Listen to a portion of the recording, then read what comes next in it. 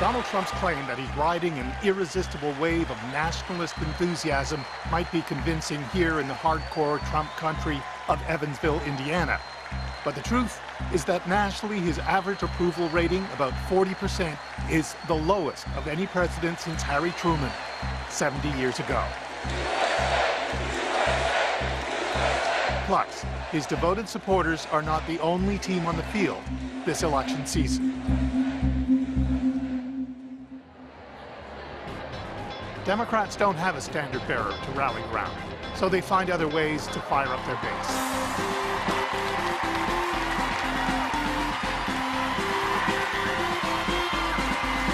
Pod Save America is the most popular partisan political podcast in the country. So we had some breaking news before we came on tonight. Thrown together after the 2016 election, it's become a magnet for anti-Trumpers, some of whom had no previous interest in politics, but regard Trump as a national emergency. The next focus we have is November, and we're going to register people to vote, and we're going to organize. It sells out shows like this right across America, even in Trump country. More than 1.5 million listeners tune in every week. We're surprised by the popularity as much as anyone. I think there's a lot of people after Donald Trump was elected president who were scared and confused, and they wanted to know, what can we do to fix it? And they also wanted to learn more about politics. Welcome to your first day. We will not go away. From the beginning of Trump's presidency, there's been a grassroots uprising of resistance against it. First, an international women's protest march the day after Trump's inauguration. Then, Democratic voters began showing up in remarkably strong numbers for a string of special elections and electing Democrats in places where they shouldn't have had a chance. But the midterm congressional elections are the Democrats' biggest test yet, and the stakes are huge. Democrats could turn the president's world upside down. First and foremost, the agenda that President Trump would wish to put forward would be derailed. Mark Harkins is a senior fellow with the Government Affairs Institute that teaches how Congress works. So the Democrats take back over, all of a sudden, either one house, they don't have to take over both, just one would do it. It gives them a lot of levers and a lot of resources to take a deeper look at what this administration's been doing. You can take a look at the president's tax return. That's just one example of the kind of headache the president has been able to avoid because Republicans control both the House and the Senate. So what does it take for Democrats to change that?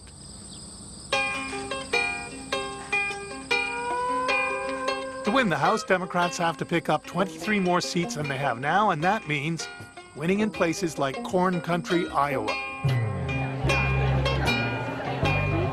Here in Jackson County, where mixing a corn boil with politics is the most natural thing in the world, Democrats think they have a good shot at shucking their Republican congressman and replacing him with one of their own. So do party bigwigs in Washington.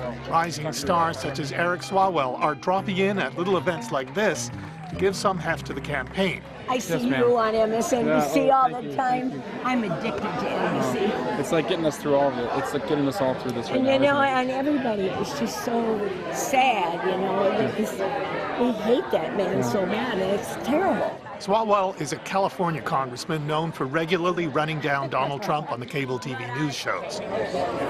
But here, in a toss-up district where feelings about Trump may be mixed, his advice to Democrats is don't make a big deal out of opposing the president. We need to do all we can to work with the president where he's workable. So if he wants to pass infrastructure, the DREAM Act, background checks, reduce prescription drugs, we should pass that immediately, put it on his desk. He's here to stump for the local candidate, Abby Fickenauer. I'm running for Congress because this is personal. Fickenauer has some political experience under her belt. She's a member of the state legislature. But thanks to Trump, her campaign has attracted people such as Donna Duval, people who've never been involved in politics before.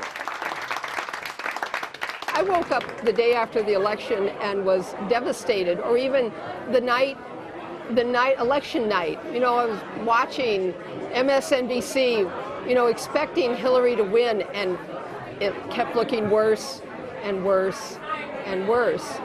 Joe, Pat and Joe, and then our local candidates. For a month or two, she tried to escape from the reality of Trump's election win by binge-watching old movies. There you are, you're not involved in politics at all. Along comes Donald Trump, and now you're like a big shot in the party. No, but now, I mean, you're not just, like, you're deeply involved now. Yes, I'm deeply involved. You're the co-chair of? I'm the co-chair of the Jackson County Democrats. Right. Yes, which is, but again, in a small town, in a small county, if you step up to the plate, somebody's going to give you a job. I'm going to knock on this one and see if, oops, that's the seller. This is a lot of what I do, is bumble around and... Actually, Brendan Paul is a photographer, but his new weekend job is volunteering for the Democrats, tracking down registered Democrats in Iowa who didn't vote in the last election. A big reason Trump won in 2016. One thing that will really help the party a lot is if you fill out this absentee ballot request. It takes about 2 or 3 minutes. And this, what it does is a couple things. It will get you a ballot mailed to you about a month before November, make it a lot easier for you to vote. 9:59 is our next, so that would be back on the odd side. Like Donna Duvall, Paul has never been involved in politics before, but his distress at the Trump presidency has brought him off the sidelines and into the game. It's fun to engage with people on doors and incite that energy in them and feel that, because people are excited, people that haven't really cared for a long time. So I think it's going to be big. I hope it is, at least. Democrats pretty much have to win here in Iowa's 1st district if they're going to take back the House of Representatives. But it looks good for them. The same cannot be said of their chances of winning back the Senate. Okay, we got to talk about the Senate. What are the chances that the Democrats could win that House? The chances for the Democrats to take over the Senate are not zero. Right. But they're not enough to actually bet the car on. I mean, there are an awful lot of seats that they have to defend where Donald Trump was winning by large amounts. Look at West Virginia. Trump won by 40%. Joe Manchin as a Democrat, is trying to hold that seat. And the Republicans are only trying to protect 8 seats this time. And so there aren't that many pickup opportunities. And some of those are in places like Wyoming and Idaho, which just are not going to vote for Democrats. So while it's possible it's going to take the running of the table and having very unusual wins in southern states probably to make the difference. Very unusual wins means thinking about a Democrat winning a Senate seat here. This is Mississippi. Last time voters elected a Democrat to the Senate from here was in 1982, and he wasn't a black man. You know, when 2% of the population of America... Mike Espy aims to change all that in part by boosting African-American turnout.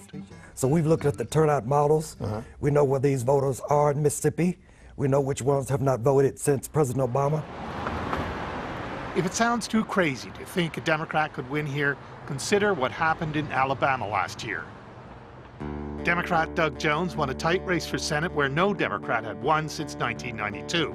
The African-American vote was the key to it, and so was a media strategy that reached out to Republicans tired of the chaos in Washington.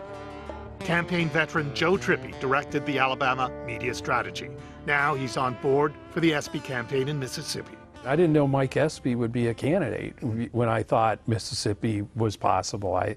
I really believed, I looked at, after the Alabama experience, I looked at the situation in Mississippi, the makeup of the electorate, where the sort of Republican Party was headed, and thought, you know, if we have a good candidate who can bring people together, we can put Mississippi in play, and it could be the Senate seat that decides everything. Espy is well known in Mississippi. He was a congressman in the 1980s and President Bill Clinton's agriculture secretary in the 1990s. Is it okay? That's great, man. Great. We're real excited. At this reception a couple of weeks ago, he was endorsed by the Mississippi Conference of Black Mayors. Good to see you. Perhaps not a surprise, given who he is.